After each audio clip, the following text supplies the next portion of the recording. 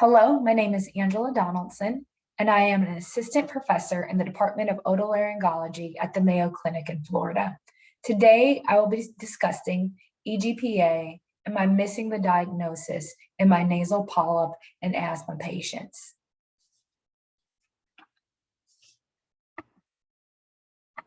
I have no financial disclosures. The objectives of today's talk are to discuss the clinical signs and symptoms of EGPA, to discuss the workup and treatment of this condition. I'm going to actually start with a vignette. This is a patient of mine. He's a 35-year-old gentleman who presented to my office with a sudden onset of worsening nasal congestion, sinus pressure, and nasal drainage. He has also noticed a worsening of his shortness of breath and wheezing. The patient had started a new job where he worked in a factory that produced 3D models of plastic, and his primary job was to clean the machinery in which this was performed. He had never had any asthma or sinus-related issues before starting this job, and within a month's time, he started noticing some increased nasal congestion as well as wheezing.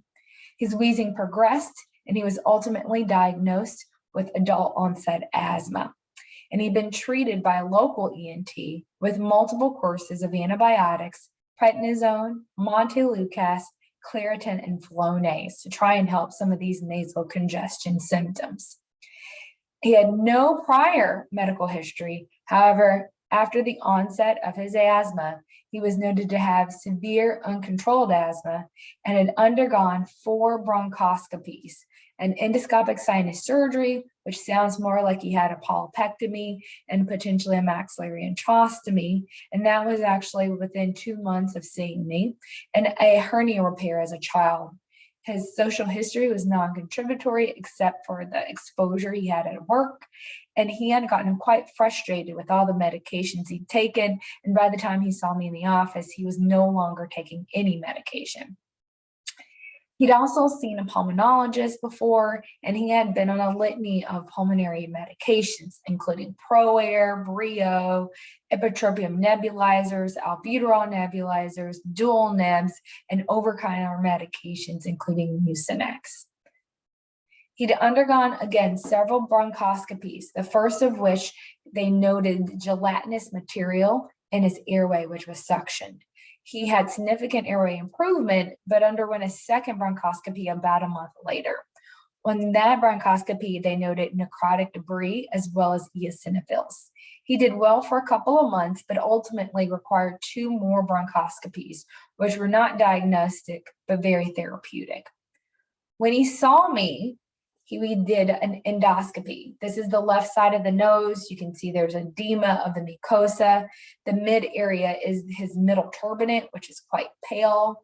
And you can see this gelatinous mucus that's sitting within the ethmoid cavity, as well as polyps. When you look on the right side, you see these kind of watery almost polyps, as well as significant edema. He had a CT scan, and this is just a couple cuts of representation in the axial view. And as you can see, the patient does have paranasal sinus disease with opacification, essentially all of his sinuses. And it does look like the patient really had very minimal to no traditional sinus surgery, even though this scan was taken after his surgical intervention.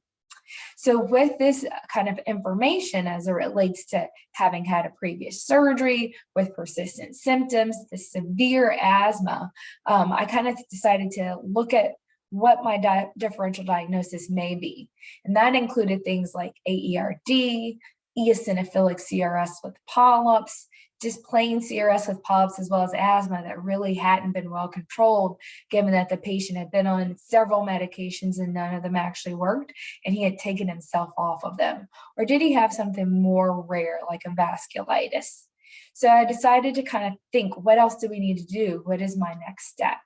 Labs and medical therapy were my initial thoughts. And so his labs included a CBC with differential, which to my surprise was actually completely normal. And even the eosinophil counts were actually closer to the lower range of normal.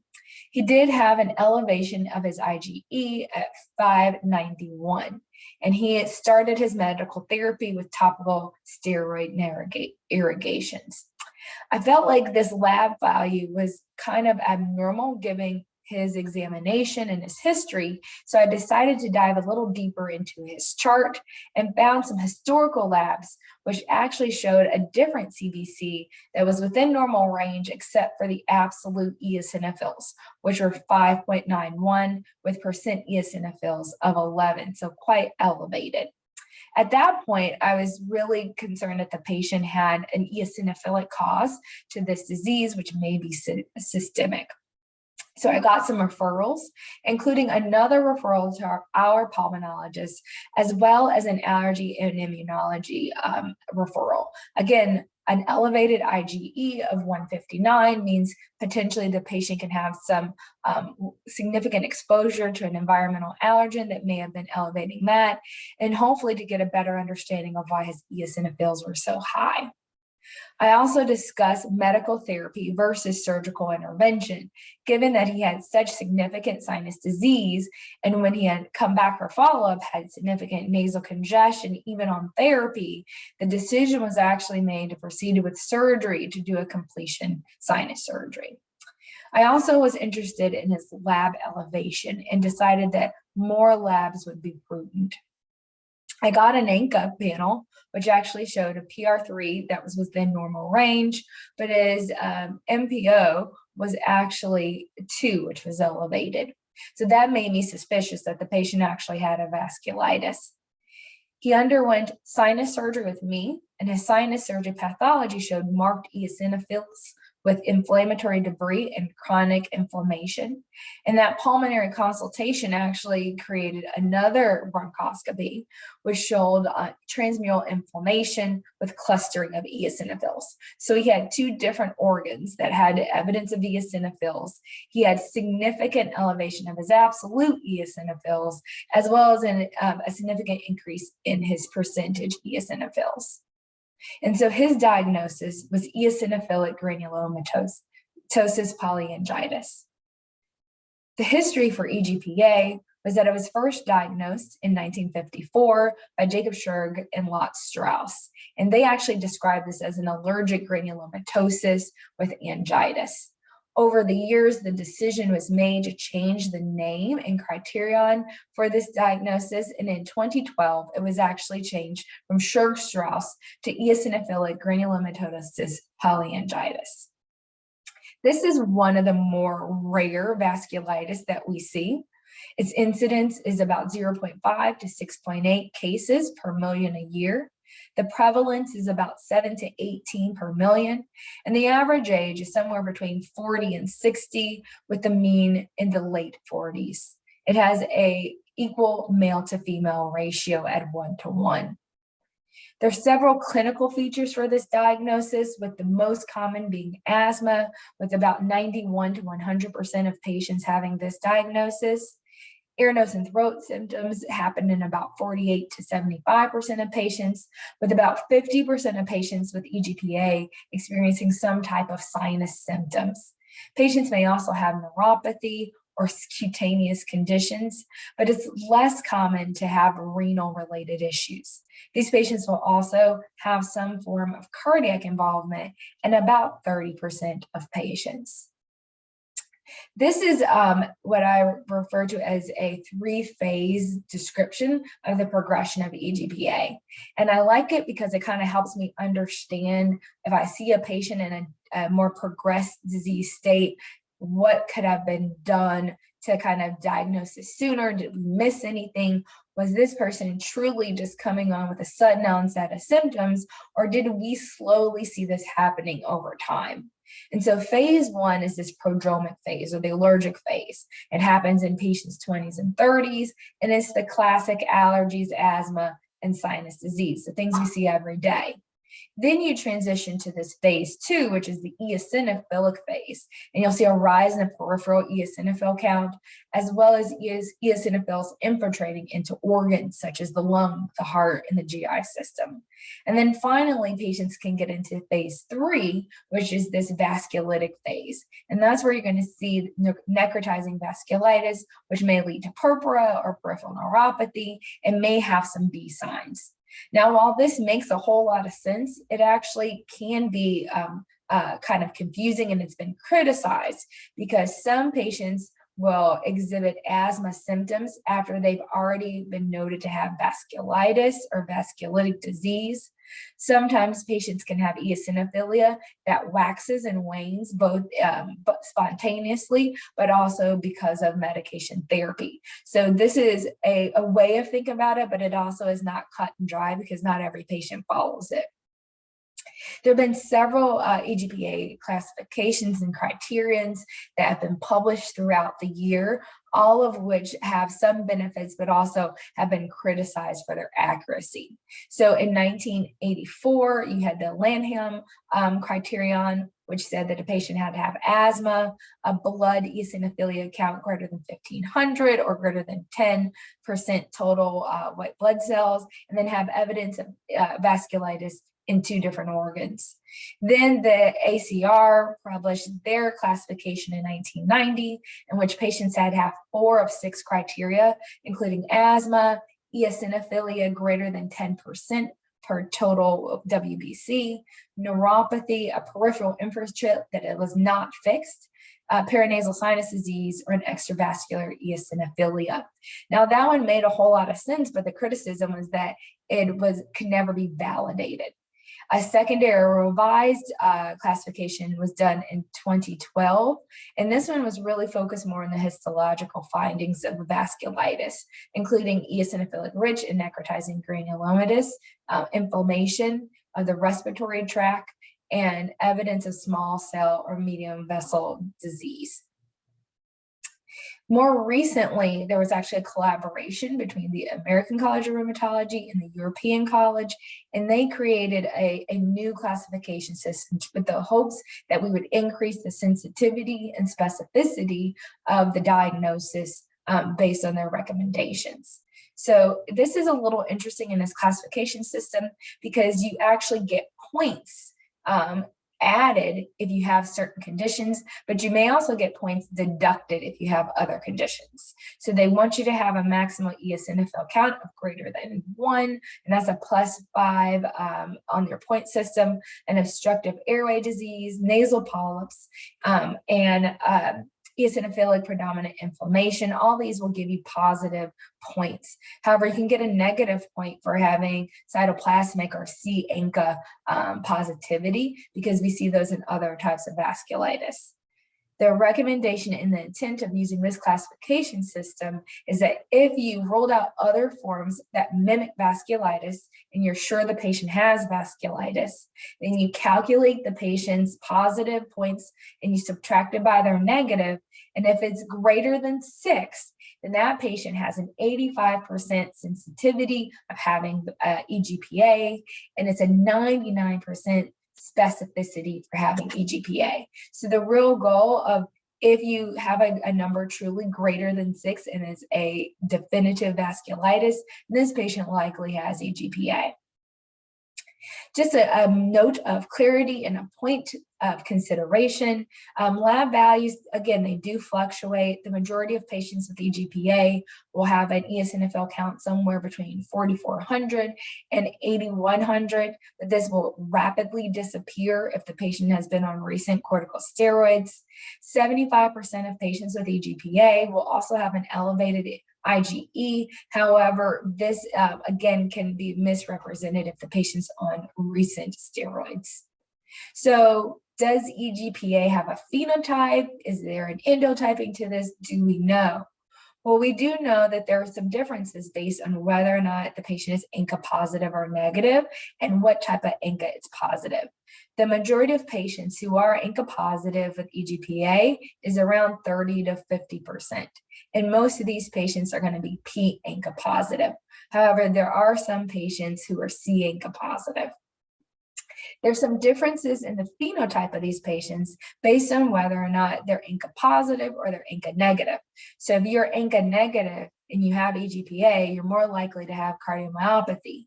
But if you're ANCA positive, you're more likely to have vasculitic symptoms like glomerulonephritis or mononeuritis and alveolar hemorrhage.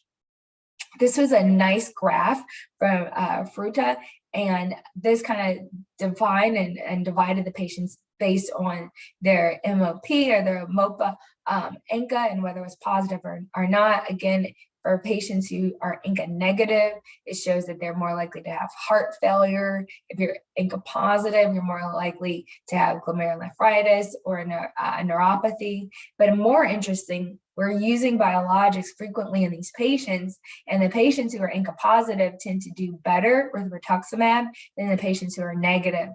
And mepolizumab has actually been shown to be more beneficial in patients who are ANCA negative. Well, there's lots of controversy when it comes to vasculitis and where we should biopsy and how accurate that biopsy is. So what we do know is that the skin, the nerves, and the muscle are the more common places that you're going to be able to get a definitive diagnosis of EGPA. We always wonder, because the nose is such an easy place to access, if that's the best place for this biopsy. However, because patients have kind of diffuse polyps when they do have it, and these tend to be less vasculitic, there's not a lot of data that supports the nasal cavity or a nasal biopsy as the most appropriate diagnostic tissue for EGPA. Now, I'm speaking likely with an audience of allergists and immunologists, so I would be tomato thrown if I did not put up a slide that included a little bit of immunology. So this just shows that there is not a well-known pathogenesis for patients with EGPA. There are several things that might trigger this, including medications, allergens, exposures to silica, as well as some genetic components and other environmental components. The hypothesis for trigger is quite vast.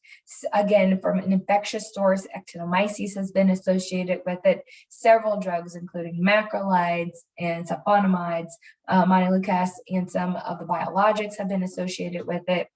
And certain desensitizations have also been shown to trigger EGPA. We highlight the 5-factor score because this is specific to EGPA and mortality. We look at different criteria, each of which get 1 point. And if you have greater than 1 point, it does decrease your risk, your likelihood of survival.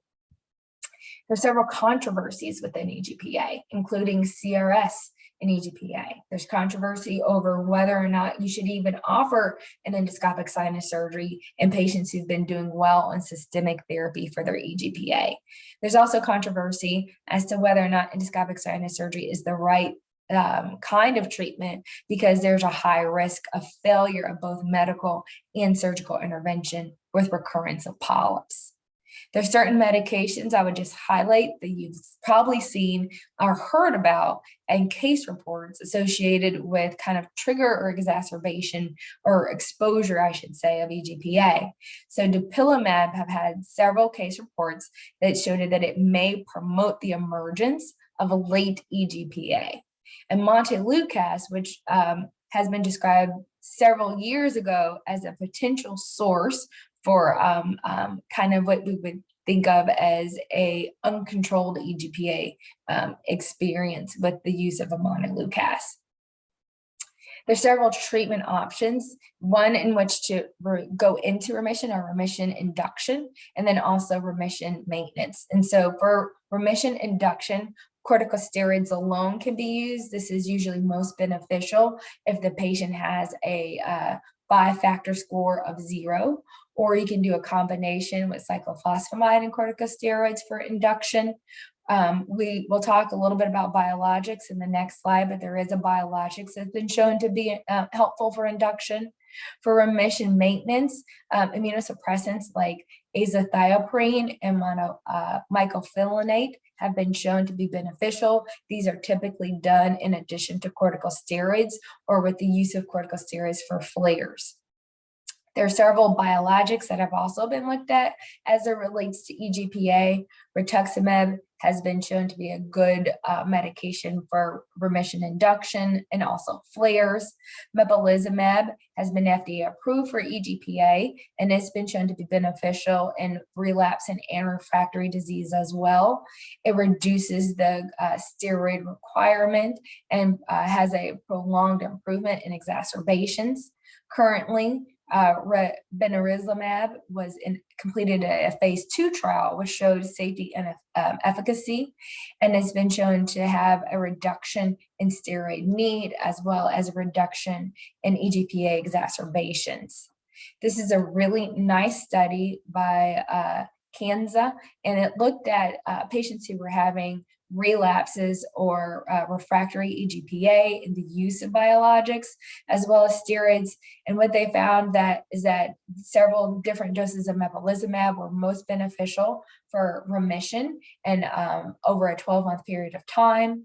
That omalizumab was probably the least effective in maintaining a patient in remission, and that again, rituximab was relatively beneficial for those patients who have relapsing or refractory disease. The take-home points for this talk really include remembering to ask patients about their recent medications, because this may affect your laboratory results and delay your diagnoses. Remember that a biologic that the patient was on with someone else that they may have stopped because of adverse effects or because of lack of efficacy, you need to talk to them about, because it may alter the labs. Also, recent uses of prednisone may alter the lab values, especially the eosinophil counts, which are necessary for this diagnosis. Have a high index of suspicion that a patient may have an underlying vasculitis and potentially EGPA if they've had multiple endoscopic sinus surgeries within a short period of time, or they state that they get rapid recurrence of their nasal polyps after surgery. Patients who are having bronchoscopies that are not just for diagnoses, but for therapeutic purposes, you may also consider whether or not the patient does have an actual underlying eosinophilic condition like EGPA. And finally, again, 50% of patients with EGPA will have sinus symptoms. And so if you're seeing a patient specifically for severe uncontrolled asthma, before you put them on a biologic, consider their nose and their sinuses and whether or not there's disease in that area. These are some of my references, as well as what I think are pretty beneficial reads. Thank you for your attention. Here's my email if you have any questions. Thanks.